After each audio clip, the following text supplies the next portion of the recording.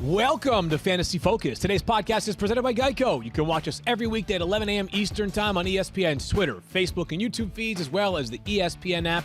And you can download Fantasy Focus wherever you get your podcast. A busy Wednesday is upon us. Field and Kyle here hanging out today. Good to see Kyle here on the couch. Jackson over here hanging out with us as well. Kyle, it's your first show sitting on this couch. Yeah. And you picked yourself a doozy to be involved with. As we had a meeting at 9 o'clock, as we do every day before every single show. We had a very straightforward outline. And then two major pieces of news came down, and all of a sudden the fantasy football world has been flipped upside down. Let's start with this. Breaking news just minutes ago, originally reported by the NFL Network and confirmed by Adam Schefter. Aaron Rodgers, the Green Bay Packers, reigning MVP quarterback, has tested positive for COVID-19. He is now out against the Kansas City Chiefs on Sunday. Again, he is out for this game on Sunday against the Kansas City Chiefs, a game that had all sorts of buildup surrounding it. Even if the Chiefs are 4-4, Kyle, we were talking about the reigning MVP. We were talking about a lineup lock every single week. We were talking about a 7-1 team that just got the best win of their season on a short week on the road against Arizona, a previously undefeated team with no Davante Adams. And all of a sudden, the Packers' COVID issues are right back where they were last week, as in they are still significant. Let's get to all the fallout here, Kyle, and I want to start by talking about what this means for the Packers' skill players. I'll let you chime in, and then I'll play a little game of ping pong here. If you have Davante Adams on your roster this week, or if you have, well, really, it's just Davante Adams amongst pass catchers, is this going to be enough to persuade you to not have Davante Adams in your lineup on Sunday? You can't bench him, right? I mean, it's not nice that it happened to the Packers, but it's a pretty straightforward offense, and I don't think you can really change much. Like Adams, if you want to downgrade him from wide receiver 2 to 16, like fine, but he's still in your lineup. Same with Aaron Jones. Like it's a straightforward offense. Losing Rodgers is awful, and it hurts their value, but I don't think it puts him out of your lineup, does it? It does not move Davante Adams out of your lineup, but what I will say about this is that if you are somebody who maybe took a loss last week because of the fact they did not have Davante Adams in their lineup, it does change your feeling going into this week. And here's the end of the day. Like at the end of the day, like we always talk about in our world, we want to give our viewers or listeners actionable items. And to your point, Kyle, he is not being removed from your lineup. No. You do hope, and today is Wednesday, so I would think that Aaron Rodgers would be available in week 10, but we'll worry about week 10 once we get through week 9. But you have to hang tight with Davante Adams. Agreed. If for some reason you'd been entertaining any other Packers wide receiver or even a tight end, at this point, you are out. I don't know that, and we'll talk about Jordan Love in just a second. Okay. And I think Aaron Jones, he showed last week, adverse circumstances or not, he's still going to be an amazing player. He had 7 targets last week. I think his pass game workload goes down this week because, of course, Davante Adams is expected back. And by the way, Adams is expected to begin practicing or could be back in the facility as soon as tomorrow, Thursday. So I think things are actually, we're not glad for anybody to test positive, but things remain kind of status quo. Like there are other receivers that might be fantasy starters only because of the quarterback that they play with. Davante Adams is in a different category. He's in a different bucket in and of himself. Agreed there. Does A.J. Dillon make a flex role for you? You got to think they're more run heavy. He's had at least 11 touches in 3 of his last 4. They seem to be working him in as more of, like you said with the 7 targets for Jones, he's been kind of flexed out, used as a receiver. Maybe with Kenyan out, Jones can be used more that way. Do you think Dillon gets 15 touches, and maybe. Is that enough? Yeah, I think it's possible. Chiefs? Yeah, I think he could be a deeper league flex consideration. We play in the 16-team War Room League, and Mike Camberry has him, and he has been used in his lineup on a reasonable number of occasions, and this could be one, depending on who he has on buys this week or other injuries, that this would be a week in which you could consider A.J. Dillon. I think he's usable in a deep league. I'm not a must-start of A.J. Dillon. Right. Limited passing game work from him, as we have seen in the past couple of games. But I think the most interesting part of all this is that we are going to get a glimpse into the Packers' future this weekend. Yeah. At some point, Aaron Rodgers is not going to be a Green Bay Packer. Now, many people believe that's going to be next year. Yeah. So as we talk about the ways to fill in for Aaron Rodgers, this is where, there are going to be a number of names we'll discuss in a second here, Kyle. I think there's a chance that Jordan Love could be fantasy relevant enough this week that you're not going to get a perfect replica of Aaron Rodgers, of course, right? But it's not like anybody is readily available that I would have the same expectations for as I did Aaron Rodgers in a matchup against the Chiefs, in which I think I had Rodgers like quarterback 4 for this week. The available options are outside my top 10 or like right on the periphery of top 10. I think Jordan Love could be kind of interesting this week. Pedigree. Let's talk about pedigree for a second. I was going to say, is this a game flow, game script thing, or is this a Jordan Love thing, or a combination Everything. of the two? Everything. Okay. I like this. As a Packer fan, I am on board with this take. I'm not sure I agree with it. Sure. But I'm on board with it. Okay, so Jordan Love, even to the chagrin of Packers fans and perhaps Aaron Rodgers, himself, was a first-round pick last year. And it wasn't like anybody said, this was not Brandon Whedon going in the first round where it was like, that was a doomed experiment from the start, right? Agreed. He deserved to go in the first round. He was an amazing athlete. Really, really good athlete. I mean, we're not talking about Lamar Jackson, but we're talking about functionally athletic enough to make enough plays with his arms and his legs that he could pick up 25, 30 rushing yards on Sunday. Would be enough. Second of all, like the dude could spin it back in college. He played at Utah State, so it's not like most people are super aware of what Jordan Love looked like as a player during his college days. But you saw enough during the pre-draft process to realize pretty talented guy. Third of all, great offensive line. Good enough pieces around. I mean, Devontae Adams is a great player. Aaron Jones is a great player. And how about this defense on Sunday? They're playing the Chiefs on Sunday. Yeah. The Giants could not do enough to finish drives this past Monday night. But they got there. They got there on enough occasions, right? Like, I didn't sense that the Chiefs' defense sort of overwhelmed Daniel Jones, did they? No. Daniel Jones is an easy guy to overwhelm, all things considered. So it's not like we're comparing him to Russell Wilson or something like that. Like, if Daniel Jones could be that comfortable in that kind of spot, I understand what you're saying. I don't know. All right, so let's do this then. Okay. Because I think you and I, so as we look at potential other options, I want to introduce Jordan Love right away because sometimes we forget to just look right in the mirror at whoever the team is. You're going to have to replace Aaron Rodgers this weekend. And I'm sorry that I'm looking at my phone. I'm just pulling up the Week 9 quarterback rankings to look at names that are probably available in 40% or 50% or even more of leagues. Here are some names here. Okay. Tua Tagovailoa. Yes. Okay. Over Love. So let's. I agree, and we'll earmark this though. Carson Wentz against the Jets. Daniel Jones or Teddy Bridgewater. Jones against the Raiders with a limited group of pass catchers, and Teddy Bridgewater against the Cowboys with a very good group of pass catchers. Yeah. Okay? All those are over Jordan Love right now. Carson Wentz, watching some of his throws last week, it is terrifying, but he gets there for fantasy. Is he the passing version of Jalen Hurts? You don't have to watch. Like, he'll get there. You don't have to watch. Hey, if you get to 20 fantasy points, it's all that matters. I like Tua. I like Teddy. I think I would take both of them, no questions asked, over Love. And that's kind of what we're doing here. Those are guys you can pick up now and play over him. Yeah. Okay. So I think here's what it comes down to. We probably have like 5 or 6 names right now that if you do have Aaron Rodgers as your quarterback, it's not that you're going to get Aaron Rodgers production. No. But there are enough options there because I don't think Jordan Love should be overlooked. Okay. Tua, I like. Here's how I would stack them like this. And I know we're doing this on the fly, but this is what happens when you get news minutes before the show starts. Tua 1. My number 1 option amongst these quarterbacks that are readily available. Okay, number 1 is Tua. Number 2 for me, Carson Wentz. And I think he's at like 50% rostership. So number 3 for me would be Daniel Jones, but I'm going to reserve the right to change that because the Giants, by the way, announced this morning, they've got 13 positive tests in their building, and that could include some players as well. So we'll keep an eye on what that means and who that involves. Teddy Bridgewater would be the next one for me. Another COVID situation with Fant. Yeah, no, and I'm not. He's a good player. We'll talk about that in a second, but I'm not concerned enough that dissuades me. And then number 5 for me, and we got to see if he plays. He has been on IR for a while now. Okay, would be Tyrod Taylor. Okay. The questions I have for him are that, or I think the concerns I have is that if you're looking for somebody who has a chance at like 25 points, I don't think Tyrod Taylor has that, right? Agreed. Like, I think he's got the best floor or a better floor than some of those guys, but I think the ceiling is lower. I think I might take Jordan Love, and I know this is going out there. 2-1, Carson Wentz 2, Jordan Love 3. Wow, okay.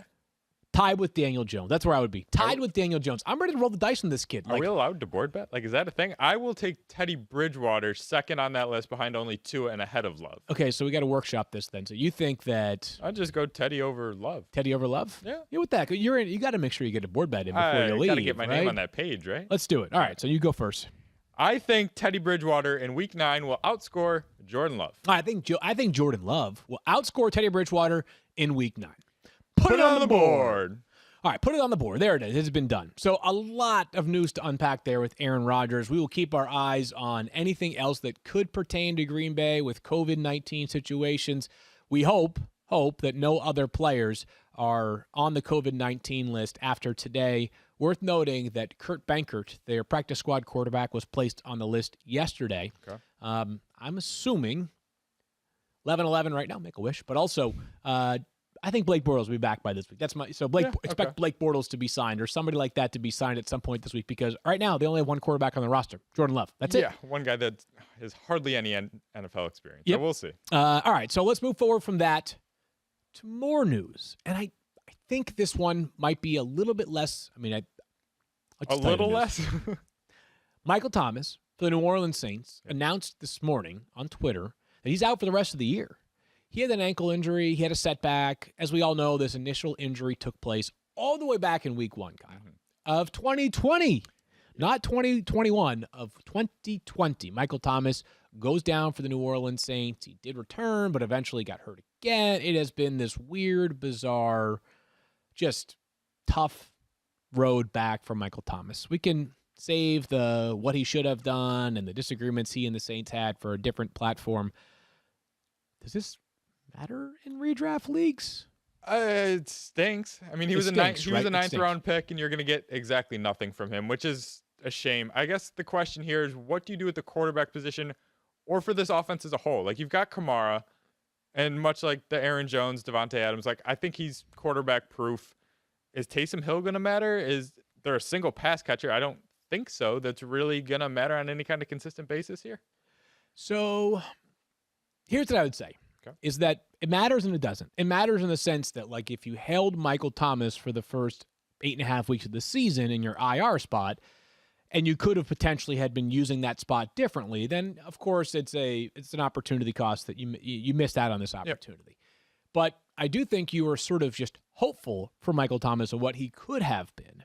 As far as the Saints go, Taysom Hill's value certainly is, I mean, it helps when you have Michael Thomas. He's a really good player, right? I mean, he's a terrific player. He helps your passing game output if you have him on the field with you. Mm-hmm. But we believe the value in Taysom Hill this week, and by the way, I would have Taysom Hill ahead of Agreed, Jordan the entire Love. group. Yeah, that whole group. Yeah. The value, maybe besides Tua, but the value in Taysom Hill is mostly due to the fact that he's an outstanding runner. He's a punisher at the goal line, right? Yeah, I mean, they love using him at the goal line, even when he's playing the wild card role with Jameis Winston under center. So it doesn't help. I do wonder, though, so redraft-wise, like, it stinks, but I will say this. You at least have clarity now. Yes. I know that you wish the clarity were that he was back and he was going to play for the rest of the season. But if you have an IR spot that you've been using on Michael Thomas, or if you play in a league with no IR spot because you have deep benches, you can now make use of that spot and no longer hang on to a player that's going to give you a 0. Be curious for dynasty purposes, Kyle. 2 years ago, after that incredible season in 2019, he might not have been just the number one wide receiver in dynasty. He might have been the number one player in dynasty. Just off the cuff right now, how many wide receivers are certainly ahead of Michael Thomas for dynasty? Just right off top of your head. Yeah, I mean, you've got Adams. I think you have to go. Let's see, Adams. You have to go talent, and DK I think Metcalf. you have to go where the quarterback is. Chase, CeeDee Lamb, exactly. Like those guys where you know who the quarterback's going to be for the extended future. Right, like Tyreek Hill. I mean, the list goes on and on, right? Like, we're just getting started. I'm not sure he's the top 10 guy. Justin Jefferson. No, he's not. He's not. Yeah. Which is crazy. It's crazy how much these things change. And I do think that maybe it pays some credence to the idea, like, I was going to say it pays credence to the idea that, like, if you're playing in Dynasty, you always are working so hard for the long-range view. Then again, like, Yeah. if you had taken the short-term view and said, like, hey, I'm making a trade for Michael Thomas because I'm getting a top wide receiver in Dynasty, like, hey, it may not have worked out for you. So it's amazing how much things can change, both in redraft and in Dynasty.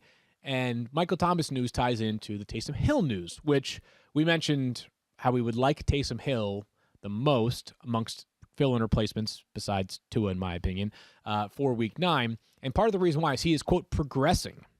So right now, if he were to, well, I guess we kind of made this point already, like how high would he climb in your ranks? But I would think playing against Atlanta on Sunday, top 10 to 12 option. I have Tua right at 10. So I would think he'd be somewhere like right behind him, like 11 or 12 for quarterbacks this week. Yeah, no, I think that's about right. I mean, he plays the Falcons, like you said, a great spot. We already saw Hurts and Tua both offer top 5 performances against the Falcons. And you think about those two, they get it done with their legs. Yeah. Like Tua, not as much so, but he does. And they completed almost 80% of their passes. So the rushing opened up the passing. If Taysom Hill's going to complete even 70% of his passes on top of what he does with his legs, I think you're in the right ballpark. I'm not looking to start him, but if you've got Brady on bye, or you just lost Rodgers, or you're right in that like Kirk Cousins Tua zone, sure, I think he's reasonable. So last thing I'll say, by the way, about the Saints and the wide receivers, not to go back on it, but just like, if you're wondering what this means for the wide receivers that have been there, who are you playing? I mean, Michael Thomas hasn't been there for the first 8 weeks of the season. Yeah. And what have you gotten out of Marquez Callaway or Traquan Smith or anybody on that roster, right? Nothing. You got nothing. Like, the Saints don't have a pass catcher right now that you are bothering playing in your fantasy lineup, and I'm not sure any of them need to be rostered right now. I mean, there's not one that I'm saying to myself, like, if I have Marquez Callaway and there's an opportunity for me to replace Aaron Rodgers with a quarterback that I like this week, Marquez Callaway would be droppable under those circumstances. It's just like the Packers wide receiver too. Like, after Adams, there's nothing you need. I think that's how you view the Saints from top down. Totally. It is they're a great team. They're so tough. They're so gritty. I don't make any mistakes about it. Sean Payton's one of my favorite people in the NFL. I love Sean Payton. What they're doing is ridiculous. They're just doing it in a way that's been very unlike the way they've won for a lot of years. They play incredible defense. They're tough. They're physical. They run the football. They don't throw that much. So no Saints pass catcher is a must roster with Michael Thomas now out for the year. All right, let's get to the other pieces of news that we had scripted. Like, we had a cool script ready for you. Yeah, we did. It was all good. Yeah. Kyle always does. Something or nothing. DeSean Jackson has been waived. That would have been weird. DeSean Jackson has been waived by the Rams. He was seeking a trade. It didn't get done. No. It's nothing. It's nothing. What are you doing? It's nothing unless, like, he could land somewhere that would be slightly intriguing. Like Buffalo or something. But if he lands there, are you ever going to be confident in playing him? Like, no. Buffalo maybe. Buffalo maybe only because, like, Josh Allen's got the strongest arm in the league, right? Sure, but then he's going to land with Buffalo, hypothetically, and then you need him to produce for a week before you play him. Yeah, totally. Maybe 2 before you feel good about playing him, and then you're kind of iffy about playing him, and then it's like Gabe Davis a week. And, totally. Yeah, I'm agree with you. We'll keep an eye on this just for those that are interested in such things. Because the NFL's trade deadline is now passed, every player that gets waived goes to waivers. Previously, if you had less than 4 years of service, so if you were a player on a rookie contract and you got waived, you'd see guys hit waivers. If you were a veteran, you would just get cut and you'd have the opportunity to sign right away somewhere else. See Jalen Smith, right? Sure. Now that the trade deadline has passed, every player that's cut goes to waivers. So there's a chance a team could claim DeSean Jackson. That'll actually be Thursday at 4 p.m. Eastern time. And if that happens, they inherit the rest of his contract that was signed by the Rams this offseason. I think more likely he goes unclaimed, takes his time, finds a spot. Next thing you know, we're talking about him. And we're also telling you at that time, he's hit or miss. Like, you'll be lucky when you guess right on DeSean Jackson, but more frequently you will guess wrong. Noah Fant, as you did allude to earlier, Kyle, the Broncos tight end has also tested positive for COVID-19. Noah Fant needs 2 tests 24 hours apart to return before Sunday's game. And a point of clarity, for those of you that are saying, well, he could return before Sunday, why couldn't Aaron Rodgers? I'm going to trust the reporting here. Gotcha. And in this case, the way that it was phrased, both by Adam Schefter and NFL Network, who broke the news first, was that he's out for Sunday. If you want to read between the lines, you can infer that Aaron Rodgers is unvaccinated, which is the only circumstance in which we have immediately ruled players out upon testing positive. Remember Davante Adams? Yep. We were holding out. Remember, he held out hope until the very last moment. Yeah. So that would seem to be the inference there. Noah Fant, I don't know his vaccination status, and I don't know whether he'll be able to play on Sunday. But let's presume that he doesn't. Albert O, their backup tight end, 4th-round pick out of Missouri last year, great athlete, sort of like Noah Fant. Is he sort of like an interesting, like, grab him and use him? Or is this, if Noah Fant can't get the job done, why should we expect Albert O to get the job done? I don't think there's a thing as a bad play at tight end. Like, if you see 5 targets, you have a chance, right? I mean, at 5, you could catch 3 for 40 and a touchdown. And I like Bridgewater more than you. We made the board bet and everything. So I think he's on that fringe. I think you could consider him. What makes him that much different than a Hunter Henry or somebody that you're just relying on a touchdown from? Like, is he that different? He is not. Again, we basically have 2 categories of tight ends. Travis Kelce, Darren Waller, Mark Andrews, TJ Hawkinson, a couple others, and that's about it. Yeah. And then everybody else, right? So, yeah. Alberto, I do think he's an interesting daily play, though. Yes. DFS podcast, of course, comes out on Thursday. I have not yet seen the pricing for Albert O. $600. He's priced outside the top 25 at the position. Crazy. You can't tell me he doesn't pay that off. Oh, my. Yeah. Oh, you got to, again, for those that follow the algorithm that you take the price tag, multiply it by 3. Yep. That's what you're looking for to return value. So 2.6 times 3 would be 7.8 points is all you need from Alberto.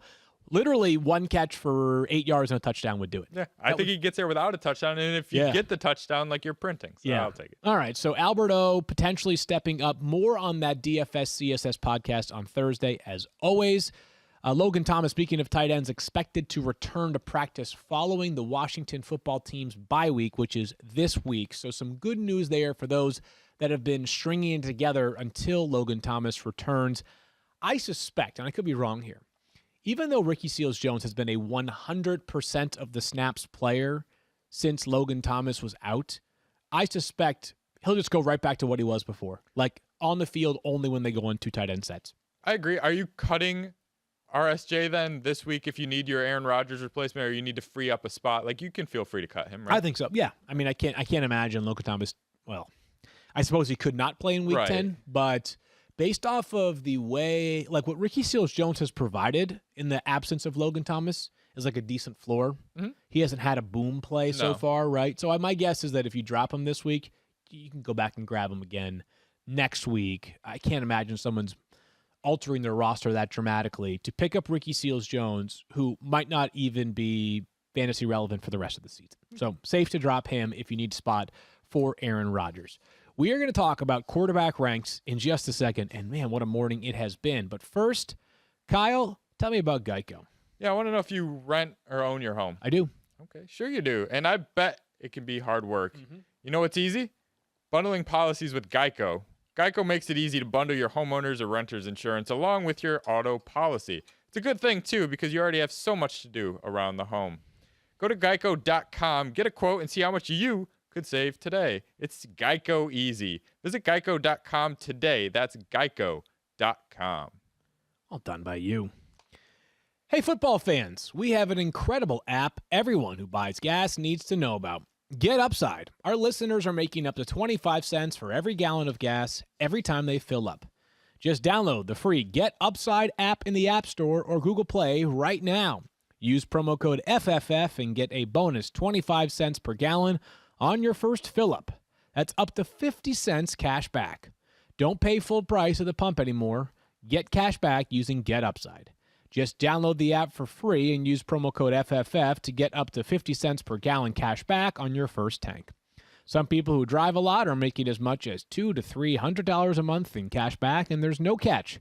The cash back gets added right to your account. You can cash out anytime to your bank account, PayPal, or an e-gift card for Amazon and other brands. Just download the free Get Upside app and use promo code FFF to get 50 cents per gallon cash back on your first tank. That's code FFF. All right, so we talked about replacing Tom Brady. Yep. I mean, replacing Aaron Rodgers, which is basically the same conversation as replacing Tom Brady, because now Aaron Rodgers and Brady are both out this week.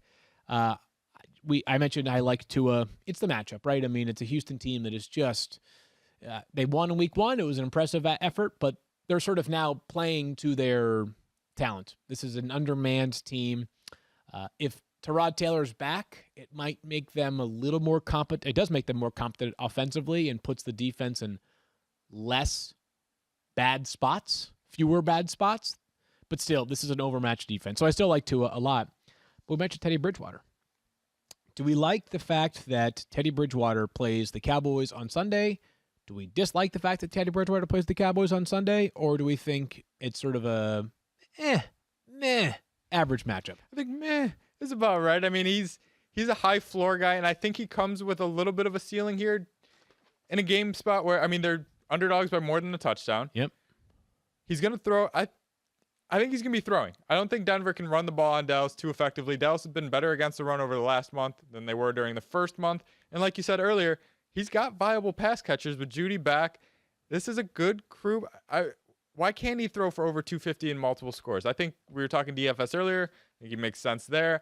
I think he's a viable streamer. I think we're looking at like quarterback 12 this week. Interesting. Yeah, I think the best way for Teddy Bridgewater to get to what you're talking about is if the Broncos defense just has no answers for that Cowboys offense, which very possible. If Dak Prescott's back could certainly be the answer. But he's yet to have a top 10 week, as we mentioned already this season. Teddy Bridgewater is one of those that, like, on paper, the weapons are good. He's like a professional quarterback, right? To borrow a term that Matthew often uses, but it never seems like the major payout is there for Teddy Bridgewater.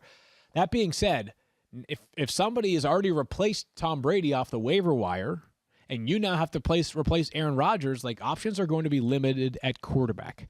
Let's talk about running backs. And Clyde Edwards-Helaire is eligible to return to practice and play this week, Kyle. A little bit of, like, inside baseball stuff here. Yeah. At ESPN, we had this conversation on Sunday because of the Dak Prescott hanging in the balance situation. That, like, our approach is going to be at the beginning of the week, we're going to use the information we have available, and then we're going to have sort of a refresh of our ranks once we have more information, practice reports specifically. So for right now, our ranks reflect the idea that Clyde Edwards-Helaire will play on Sunday against the Green Bay Packers.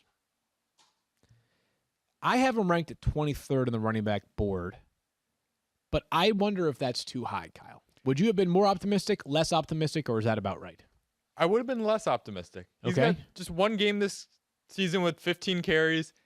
He's not breaking the big plays. In Kansas City, even with the Mahomes struggles, the pass-heaviest red zone offense in the league. Yeah. So if he can't score and he can't break off a big play, exactly what are we banking on here? I guess the one concern over the last hour or so is that game script of that game might be more in his favor than it was, when we thought Rodgers was playing. So if they run away with this and hide, maybe a healthy version of CHC's 15 to 17 touch. I'd have him outside my top 25. Yeah, I've got him at 23, and I do feel like it is too, maybe even too rich, because all the factors you just mentioned, plus the fact that he may not be 100% when he comes back this week.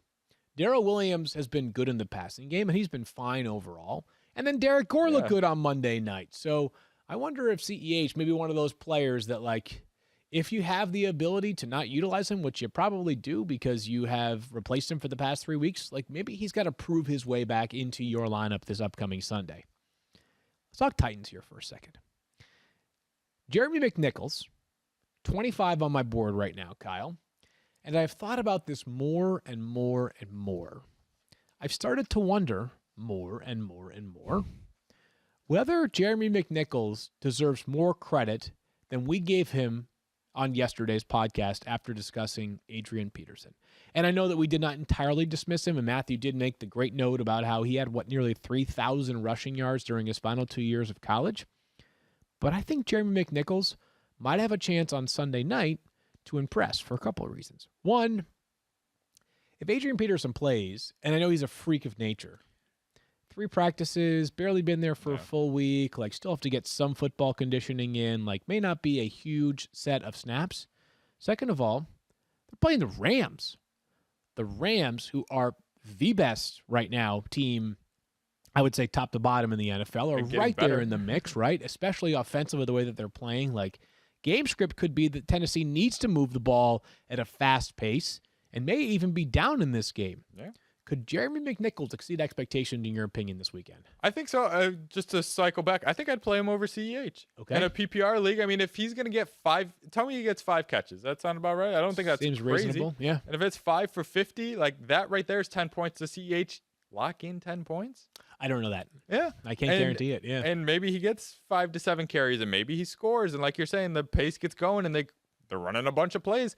I think McNichols is in that flex conversation in the A.J. Dillon mold ahead of CEH for me. Yeah, I'm starting to become more optimistic about Jeremy McNichols, not just for this weekend, but potentially for the rest of the season as well, that maybe the reason why Tennessee had not, quote-unquote, paid as much attention to the backup running back spot as we would have before Derrick Henry's injury was because they actually like this player. Now, McNichols has bounced around the league. He was a 5th-round pick of the Bucs a few years ago, and he's had a bunch of different spots that he has stopped at since. So this is not, Alexander Madison behind Dalvin Cook, but I'm wondering if there might be enough value to make it worthwhile on Sunday to pay off.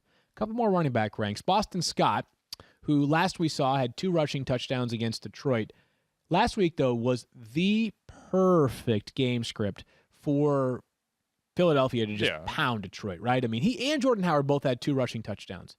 That being said, Kyle, he looked the best to me. And the matchup this weekend's a good one against the Chargers, who have been the worst run defense in the NFL this season, are right near the bottom in a couple of key categories, rush yards per game allowed and yards per attempt allowed. Could this be another good spot here for our friend Boston Scott? Good, yes. Like last week, probably not. Like what you said, I mean, I don't think they're blowing them out. I don't even think they're winning this game, so that's a problem. I think Boston Scott, though, with this role is kind of what we wanted Miles Sanders to be, coming into the season, a feature guy in this offense. I think that sounds about right. I don't think he's threatened. Yeah, I know Gainwell got 13 carries or whatever it was last week. All in the fourth quarter. None of them mattered. Yeah. Like, they were pretty clearly Gainwell's Gainwell, and we're going to try Scott out as Sanders, and I like that look on him. He's a low-end RB2 for me. He's not scoring twice again, probably, and they're not rushing for 4 scores again. But I like what I saw, and I like the feature role. Yeah, he had all the first quarter carries last week for running backs. Jalen Hurts got a few as well. Philly's still a hard offense to figure out, in part because sometimes their own inefficiencies during a game alters their plan for the rest of the game. Yeah. But I think Boston Scott useful enough that I wish last week I'd been preaching, hey, this is the guy that you want off of that Philly bench now that Miles Sanders is on IR. Last time we saw Kenyan Drake play, Kyle, he was good. Mm-hmm.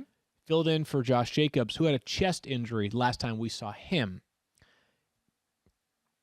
I'm assuming, and actually I know that if Josh Jacobs is back, it's hard to put too much trust into Kenyan Drake, even if his role has been a little bit bigger since the firing or the resignation of John Gruden. That being said, Drake also was super efficient in that last game. He didn't get a ton of touches. He just made the most of those touches. I've got him outside my top 40, but I do think he's worth keeping an eye on if Josh Jacobs' chest injury either limits him or prevents him from practicing today. Because I think if that's the case, I believe it wouldn't be that they go back to Peyton Barber, that instead Kenyan Drake becomes a lead guy in that backfield. I agree with you there. Let's say Jacobs doesn't practice, and if he were to sit, let's call him doubtful. I mean, we have no idea what he's going to be. We have no idea, yeah. But let's say right now we know he's out. Yep. Would you play Drake or Scott? I'll play Boston Scott. That was convincing. Yeah, I know. Giants defense. Giants on a short week. Drake off the bye. Yeah. If he's the only guy in that backfield, I think he probably slides ahead of Scott. I think I would play Kenyan Drake. Yeah, I think I would too. Pass catching is enough there. I'd probably lean that way myself. It's a good call. It's an interesting conversation. Drake would catapult. He'd certainly, his specific rank, I don't know, but it would start with a 2. Somewhere in the 20s would be where Kenyan Drake would land for me. Let's talk about a couple of pass catchers here. Start with Amari Cooper, Kyle, and we're going to talk about some confusing players in a little bit here on the show. Mm-hmm. I think Amari Cooper is one of those players. Yeah. But you know what? I think he's not anymore. No, okay. And I said this last week and reiterated it yesterday. And let's just, final word. Mm-hmm. Amari Cooper is way too talented to be as up and down as he is. He's an amazing player. The Cowboys gave him a 5-year, $110 million contract. They know how good he is. Some weeks, he's going to mind-numbingly be outside the top 30. Other weeks, he's going to be a top 5 wide receiver. Yep. He's been wide receiver 1 and wide receiver 5, week 1 and week 8, respectively. If you have Amari Cooper, we might have a conversation about his rank. Just play him. Just play him. Like, there's no rhyme or reason. In week 1, they played the Bucs, who we thought coming into the season were a very, very good defense. And they are. Their defensive injuries have caught up to them a lot. And in the secondary especially, that's been the case. But he was wide receiver 1 against the Bucs. We would have thought maybe it was a fade week for Amari. If anything, like if you had to choose what's more likely, wide receiver 1 or wide receiver 30, all of us would have said wide receiver 30. This past week against Minnesota, not a great secondary, right? But he had Cooper Rush as his quarterback. Cooper Rush, who was cut by the Cowboys last year. Like they literally cut this player that they're now starting as their quarterback. Like I would have thought, again, if you said, what's more likely, wide receiver 5 or wide receiver 40? I would have said wide receiver 40, right? If you have Amari Cooper, just play him, man. Way too talented to miss out on the upside every single week. But it's the same as Mike Williams, right? Yeah, like we've seen Mike Williams bust the past few weeks. I think it's a similar flow. Yep. Tyler Boyd, though, is more interesting because last week he was started in just 13% of leagues on ESPN. And I kind of get it, right? I definitely do. He had been truly relegated to a third wide receiver role in his own offense, and then he busts out last week. Do you think there's any rhyme or reason behind why he had a great game last week? Or do you think it was just that he's a talented guy and balls just bounced his way? I think that's more the case. Like a matchup, and Mike Clay will get more into this tomorrow, and I think the slot role is a good spot to be this weekend. But, I mean, you're looking at a game where Burrow threw more passes than Jamar Chase had receiving yards. And even with that, wow, Boyd ended up with under 70 receiving yards. Yeah. Like, okay, he scored and had a handful of catches. Like, that's great. But what makes him any different than a Jacoby Myers or a Jamison Crowder? Like, is he not just one of those guys where you're hoping for 6 to 8 catches for 65 yards and maybe he scores once this month? Like, it's not my thing. Yeah. The ceiling's not high enough to chase for how low the floor is for me. You very kindly included Jacoby Myers. Yeah, you know, I mean, he's never scored a touchdown. That needs to change because technically got into the end zone with the 2-point conversion, so you feel good for him. I know you do, but like, you have to get one. Oh my god, he's like a very good player. That just blows my mind. Statistical anomaly. If we can have Mike Clay break down the odds of that happening, I would be floored to know what those are. What is the highest career OTD without scoring a touchdown? It's clearly Jacoby Myers. Courtland Sutton and Jeudy for the Cowboys, Kyle. I think Sutton is same category as Amari Cooper, even if the peaks aren't as high and the lows might be even lower, if that makes sense, right? That's interesting. I think I agree. He's Amari Cooper with a lesser quarterback. How's that? That's fair. They can create those things. But also Cooper Rush gave Amari Cooper wide receiver 5 upside this past week. Like, and the other thing is that right now, it's like Tim Patrick is like he's going to play on every snap for the Broncos. It seems like that's crazy to me. But he's a really good player. It's just like it's Courtland Sutton and Jeudy. I guess Jeudy makes sense coming off of the injury, but I think Courtland Sutton's the same way, right? Just like leave him be. As we all know, at least going into week 8, he led the NFL in air yards. Yep. Might be close. You're going to have to live with a few, maybe even like half of the games where it's like, But the good games are going to be, 6 for 112 and a touchdown. It's the kind of player he is. Yeah, I agree that the ceiling's there. Does it concern you at all that he has fewer targets than Jeudy does catches in the 2 games they've played together? Not really. I think it's a sample size thing. Okay. I think, by the way, Jeudy, rocket ship. Agreed there. 27 this week on my wide receiver board. I wouldn't be surprised if by the end of the season, if you have him, you're playing him every single week. He caught all 4 of his targets this past week. Did not, again, we mentioned this is important. No setback. He had no setback with the ankle. That's great news for a guy that we know is already one of the best route runners in football. Seeing that ankle hold up was good news to me. We're going to discuss more confusing players in just a few minutes here. But before we do that, A word from our friends at Dr. Pepper. College football fans, after an off-season that felt a little more off than usual, Fansville and Dr. Pepper invite you to celebrate because college football, as you know, is back and so are the fans. It's the most wonderful time of the year. Again, the season of Saturdays when rivalries run deep and nacho cheese dip runs even deeper. So crack open an ice-cold Dr. Pepper, warm up your cornhole tossing arm, and return to glory with an all-new season of Fansville by Dr. Pepper, the one fans deserve.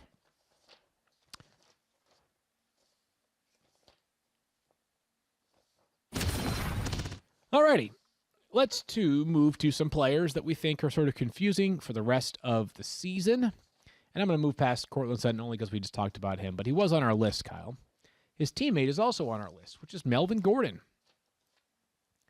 Remember, coming into the year, Melvin Gordon was an easy player for people to be like, done, toast. It's going to be the Javonte Williams show soon. That was one of them. Well, a lot of people were, right? Yeah. He's been pretty good. Yeah. Pretty darn good this year. 4 top 25 finishes. He's been a top 25 running back each of the past 2 weeks.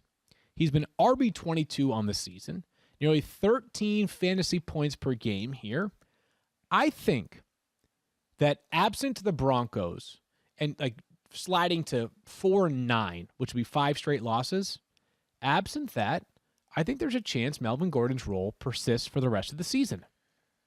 Yeah, it's a pain. They didn't make any moves at the deadline that told you they were motivated to win this year. So is 4-9 out of the question? I think I'm not betting on it, but I think they very well could be 4-9. And if they are, why would you not go to Williams here? He's looked good, and the two of them have split 26 touches a game. So if that shifts even a little bit, if you're talking 15 to 17 touches per game for realistically either one of them, yeah, I think you're talking a top 15-ish running back. I think so too. And here are the counterpoints. One is that, hey, Broncos fans are probably like, we're not going to fall to 4-9, right? We're going to be good. That's part of it. Sure. 2 is that it seemed clear from yesterday that this team has no interest in waving the white flag, as you mentioned. The Von Miller trade was a pretty unique circumstance. That's a lot of draft capital to get back for a player that was in the final year of his contract. 3 is that even if we, as fantasy managers, would love the idea that Javonte Williams takes over the starting job and gets 25, 30 carries per game, the team may be saying, what is our motivation to force feed him an egregious workload in his rookie year when we're just playing for pride in the last 5 weeks of our season, right? They may be exactly what we want is to get valuable reps, which he is getting, let him contribute, but not wear him down, right? He's 21 years old. He's a huge part of their future. So I think Melvin Gordon sticks. Beyond that, Melvin Gordon's good. Yeah. He's a good teammate. He's the kind of guy that veterans in that locker room, I think, respect. He helps them win. I don't think you can just bench him. If that was the case, then you might as well just cut him and hope somebody claims him off waivers later, which I don't think that's we're getting too far ahead of ourselves. I think Melvin Gordon has legit staying power. And as we look at the upcoming year, which I know people are like, dude, it's week 9. But when we get to free agency, if you look at some of the veteran running backs that are available, Melvin Gordon's kind of interesting. Okay. Kind of interesting. We got others like Raheem Mostert that'll be available. You got guys like Leonard Fournette will be available. There are going to be a bunch of running backs to be available. Cordell Patterson has been awesome. Melvin Gordon's kind of interesting. I wonder if he'll have one more chance to be sort of a featured back somewhere because he has been good this season. I think if you have him, I'm holding, and I think he's still usable until further notice. Okay. If you had to pick one Denver back the rest of the way, who scores more points? I think I would lean towards Javonte Williams because if either of them's going to take a 2/3, 1/3 role, it's him. But I don't think either of them takes a 100% of the workload role unless the other one gets hurt. Yep. Ryan Tannehill, it's a good conversation. His past 4 weeks, he's been trending in the right direction, Kyle. Quarterback 21 to 19 to 12 to 8. Do you think the fact that Derrick Henry is out helps or hurts Ryan Tannehill the rest of the season? I think it helps because I trust his efficiency that much that if he gets a spike in volume a little bit, that he can kind of pay us off here, and I don't mind the schedule moving forward. Julio's not going to be any more hurt than he has been, so I would think that only gets better, and McNichols, maybe the offense, It's going to look a little bit different, even if I know the coaching staff and everything says we want to keep everything this way. We've built our team a certain way. We're going to continue with that. I don't really believe them. I think you have to change it. You're not replacing Derrick Henry with Derrick Henry. So I think he was drafted as quarterback 12. I think that's about what he is moving forward. It's going up. I think it's going up. His value's going up. Give me a number. Rest of the way. So I think you're right. Around quarterback 12. Okay. One of the killers for Ryan Tannehill this year has just been that from the 10-yard line and in, the Titans' mindset is going to be the same. Sure. And why wouldn't it Hand be? the ball off to Derrick Henry. Yeah. And by the way, any other running back in the NFL, like goal line carries start at like the 3-yard line. Oh, my God. For Derrick Henry, they start like the 12-yard line, right? Like the opportunities are going to be there for Ryan Tannehill to throw. Like I don't know the numbers on this, and maybe I am completely off. If I had to guess, the number of let's call it 8-yard and in touchdowns for Derrick Henry is notable enough that if half of those turn into touchdown passes, sure, Ryan Tannehill's numbers already look a lot different and will look a lot different going forward. Yeah, I'll look it up for you post-show, but I would say you're probably right, and I think that's a smart play. And A.J. Brown looks like a freaking beast right now. He does. They can't tackle him. Forget the 8-yard. They can't tackle him from 80 yards away. Sure. So I'm with you there. I don't know if he's a weekly starter per se, but I think he's in the conversation. Size. Yeah, league size for sure. I agree on that. So Saquon Barkley, still no sign of him at practice, Kyle. And the Giants' offense remains so beat up. I mean, it's just ridiculous. Between offensive linemen that are out for the year and wide receivers are in and out of the lineup. What's the value, though, for Saquon for the rest of this season? Because the schedule on paper looks good for opposing running backs, or for running backs, I should say, based off the opponents that the Giants have. But, like, do you think we can get back to the point where Saquon is set it and forget it for this season? He was getting there before that injury. Yeah, I want to say yes. I'm not sure I believe me if I say that. Okay. I think you can get trade value for him right now based on his name, based on the upward trajectory of his health. Okay. That I think I would probably pull the trigger on that. If you drafted Saquon Barkley, you're likely scrambling and in some sort of spot here after 8 weeks. So I think if you can get 80 cents on the dollar, okay, I think I would. Okay. How about you? I think I would too. And there are a few reasons why. One, we don't know he's coming back, right? Right. No. Giants, I don't know if they've practiced yet. I don't think they have. No practice report from the Giants. So we don't know if he'll play this week. And if he doesn't play this week, who is to say that he plays next week? So we don't know when he's going to return. Right. Second of all, while he did look much better in a couple of games, the 125 rushing yards game is hard to imagine happening that frequently. I know that he missed basically all of last year, and he's missed a ton of time this year, but no game with even 60 rushing yards since week 17 of 2019. Yeah. Crazy. And then maybe this is unfair, and if it is, I'm not sure what to say.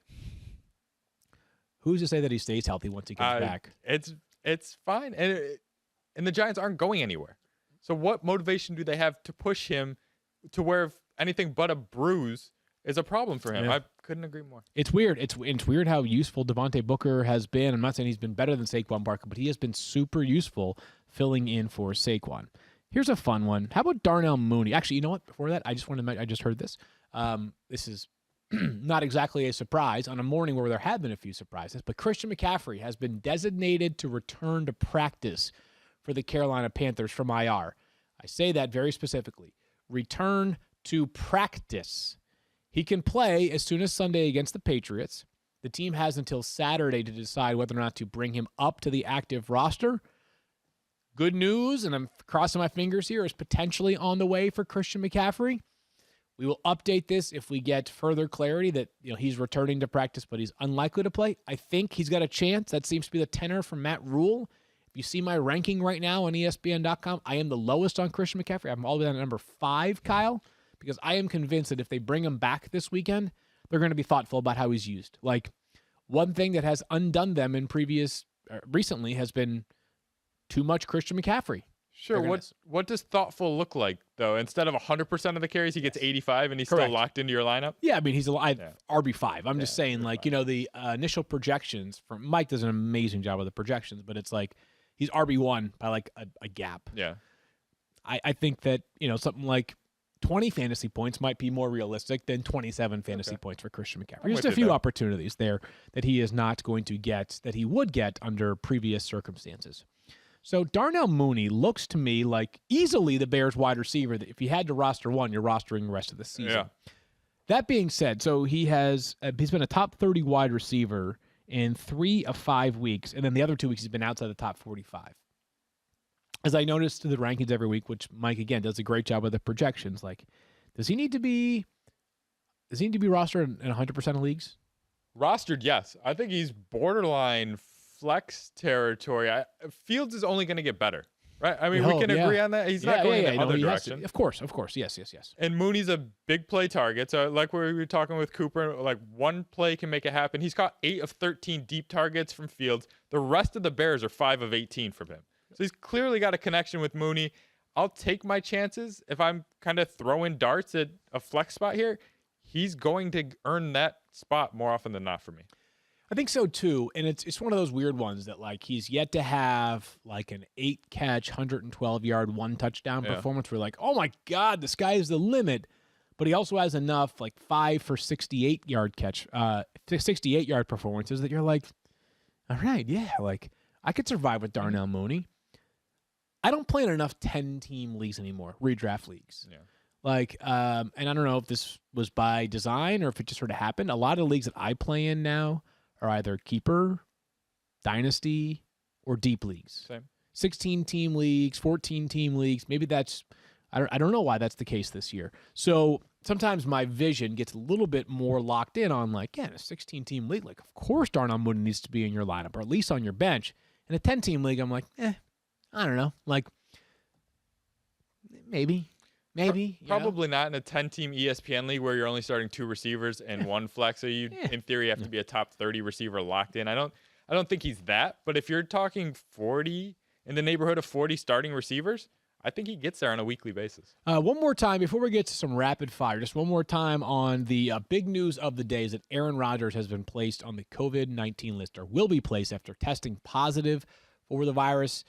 Adam Schefter tweeted that the earliest that Rodgers could be available would be November 13th.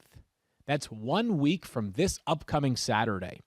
The Packers play somebody in Week 10. Do you know who they play? I don't know off the top of my head. Jackson, any chance to check who the Packers play in Week 10 and what time that game is? I don't think they have their bye next week, but I could be wrong there. So we'll see. I would assume, and we'll have plenty of time to cover this, but I would assume that if the Packers play in Week 10, Seahawks Week 10. So Week 10 Seahawks. I would assume that home.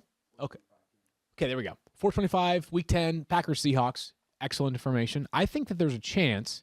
I would think that the Packers will be planning on Aaron Rodgers playing even without a week of practice that week. This is different than like a running back or a linebacker or a guy who's cardiovascular fitness during a game is a little bit different, right? They're running every single snap. We saw Damian Williams come back from the Bears and like barely play during that week. So I do think that Aaron Rodgers could be fine, or could very well play in Week 10, but we'll discuss that later on. But names that we like this week: Tua Tagovailoa, Carson Wentz. I like Jordan Love, Teddy Bridgewater. 4 or 5 names. Mike White, if you're super desperate. That's Thursday night, so you'd have to make that call soon. Yeah. And Taysom Hill, if he's out there, he's going to be out there in a lot of leagues. Taysom Hill as well. So the good news is there are plenty of options for you this week to replace Aaron Rodgers. You won't get Aaron Rodgers' performance, but you'll get, maybe 15 fantasy points or 18 fantasy points from your quarterback. I'm going to give you a name. I'm going to give you where that quarterback ranks right now. And I'm going to ask you for the rest of this season, will they be better or worse on a points per game basis? You ready for this? Sure. Jalen Hurts, quarterback 5. I think he is worse than that, but still inside the top 10. Okay, worse, but still inside the top 10. I'm going to say right at quarterback 5 for the rest of the season. Push. Okay, so Vegas push him right there. Yep. Okay. Joe Burrow, quarterback 12. Better or worse for the rest of the season? Give me better. I think he's going to keep throwing it around.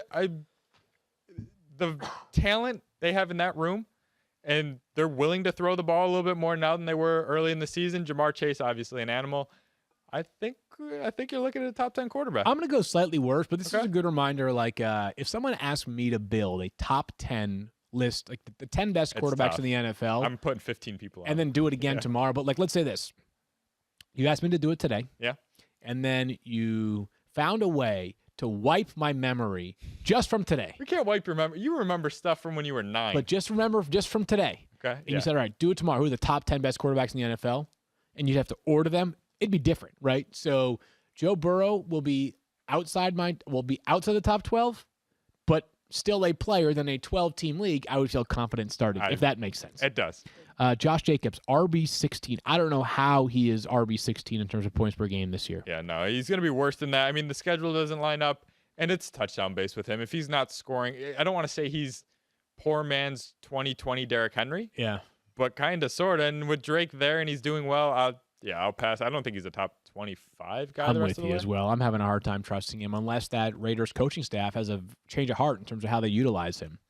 Elijah Mitchell, RB18, rest of the season, yes or no? I'll say no, but not by much. I'm going to say yes, Yeah, okay. under one condition, though, that this current rib issue that he's dealing with doesn't cost him time this weekend. Okay, he's a good player, man. Like, just is. Watching him, I'm like, holy cow. Like, and that's a system, too. So, I mean, like, if you have a good player or a good system, I'm generally going to put you in the top 25. Yeah. When you have both, or at least the sniff of having both, I'm in. Wait, by the way, everybody who's asking, like, what's going on with Trey Sermon, like, there definitely are things that Trey Sermon probably needs to be better on. But, like, some of it's just like Elijah Mitchell looks great. He's good, He looks really good. He looks legitimately good for the San Francisco 49ers. One more here, Tyler Lockett, wide receiver 26. I mean, it's not going to be close to 26, right? It's either 6 or 46. Correct. I'm going to say closer to 6. Russell Wilson gets back. He gets cooking. I just have a soft spot for Tyler. I'm the same way, and they're on the bye this week. Russ can play as soon as week 10, who Jackson just reminded us. It's the game against the Packers. I'm with Kyle. It's going to be better than wide receiver 26 for the rest of the season. These are here are 4 players. They all share the first name Mike. How confident are you going to be in these players keeping up their consistency and their production for the rest of the year? You ready for this one? Sure. Mike, as in Michael Carter for the Jets, the running back. Can he keep this up? He's RB19 right now. Yeah, I think that's about the right slot. I mean, it's his backfield, right? He's sort of, yeah. I mean, Ty Johnson's there, but yeah. And with White at quarterback, like 5 catches are kind of the expectation right now for a week. And if you can get that with 15 carries, like you don't have to be all that productive to be a top 20 guy. I think if the catches keep up, he could be definitely right there. And the schedules we discussed yesterday kind of lightens up. Yeah. 3 of their next 4 games, Indianapolis, Houston, and Miami in their next 4 games. Like, they could be sort of like frisky. What if the Jets were standing at like 5 and what are they now? 2-5, 2-6, or 2-5 right now? What if the Jets got to 5-7? Like, the world is not ready for that. No. 5-6 if they win 3 of their next 4. And they could. They Well, could. I mean, by the way, they could also lose by 30 on Thursday sure, night, but they just right? beat the Bengals. Like I don't Yeah. want to say they can do anything because that's Bengals and asinine, Titans, but right? yeah, I mean those are good W's. It is definitely a any given Sunday league. Mike Williams, wide receiver 13. I'm confident. This is like we need to decide on a term for a player that if you have him, you're just starting him. If we want to call it Mike Williams, we can call him that because he seems to be the poster child for this conundrum. I have him. He might stink. He might be great. I'm going to go with this week. He'll be great. Yeah, two down weeks against the Ravens and Patriots. Like I'm not that worried about it. Still a great player. Space Jam didn't happen. He didn't lose his talents or size or anything like that, or his quarterback. Yeah, totally. Well said on all that. Michael Pittman, wide receiver 18. I think this is an easy one, right? We both like this to produce. I like him. I'm a little iffy on Wentz. Like he still does some dumb things that just totally boggle my mind, which is going to have, I think Pittman has 2 or 3 of those outside the top 50 sort of weeks. Okay.